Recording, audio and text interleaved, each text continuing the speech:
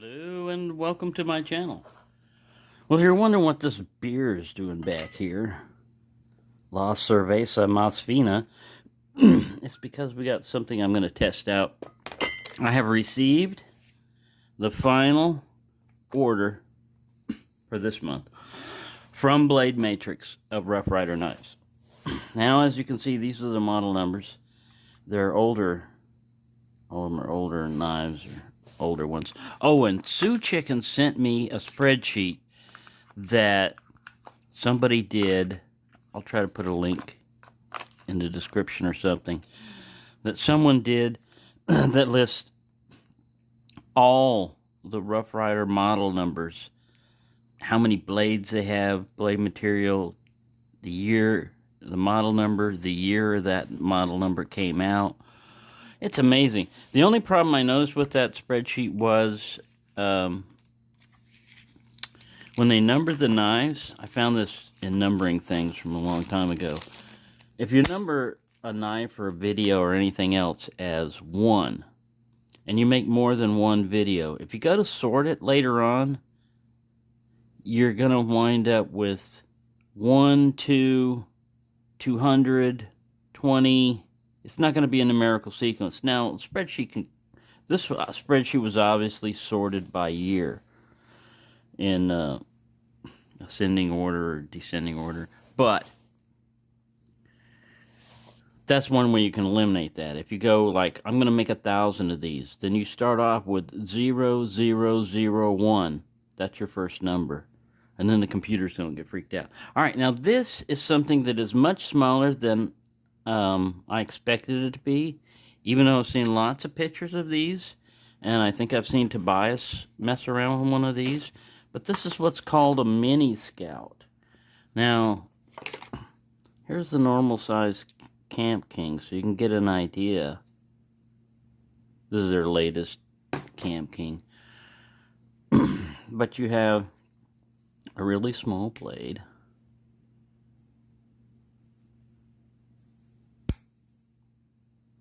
And then this is supposed to be a can opener. I don't have a can to mess with right now, but it does not look promising as an ergonomic can opener. I mainly got it because I didn't have one of those kind of can openers. I thought, again, this was going to be a somewhat normal size knife. And then you've got a tiny little bottle cap lifter. Focus, because we want to see this.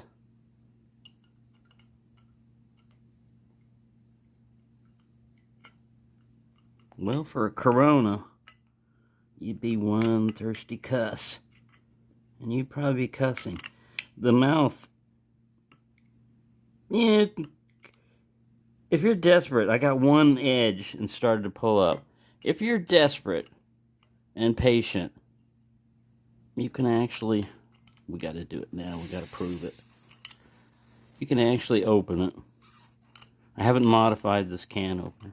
Now, on the other can opener, I mean bottle lifter, cap lifter, on the other cap lifter, the one that comes with the Rough Ryder, I have had to modify that thing because it wouldn't work.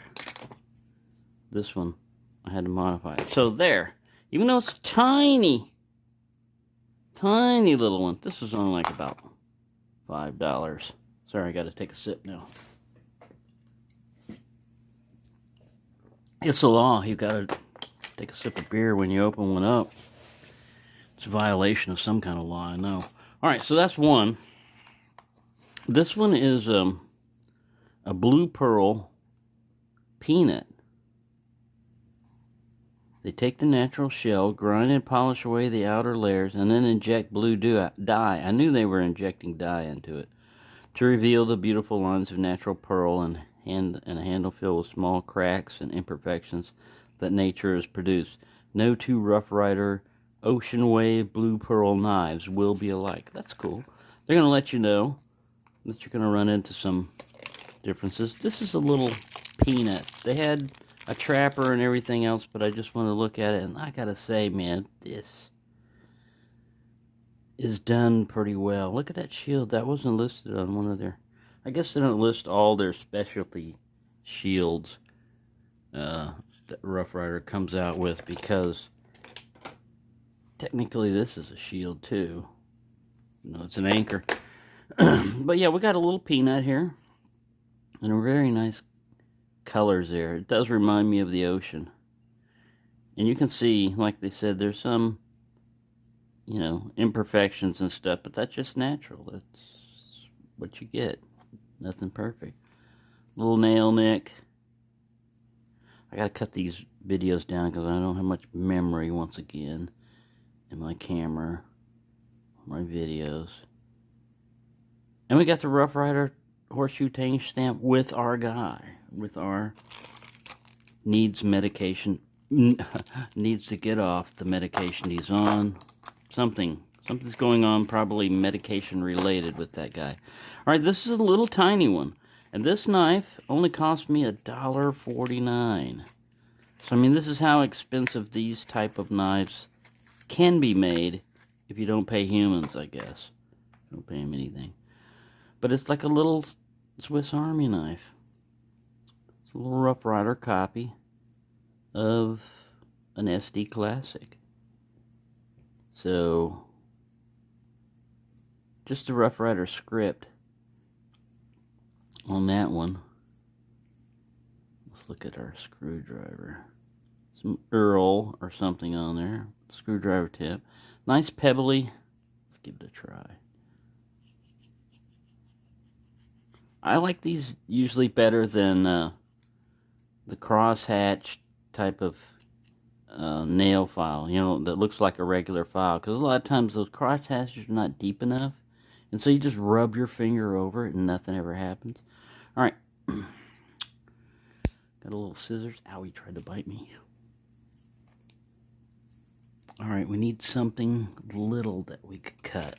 Let's try some plastic. Plastic is actually a tough material for scissors cut. And it's not doing a very good job on that. And cardboard is probably, this is probably beyond his range of cutting ability. No, you can actually cut into cardboard. So yeah, the same type of scissors with the little spring in there that might break, but... And then you have, of course, tweezers. Let's see, they screwed up here. You had one job. On tweezers, the most important thing is, will it be able to grab something? And you want the jaws to be flush. See that?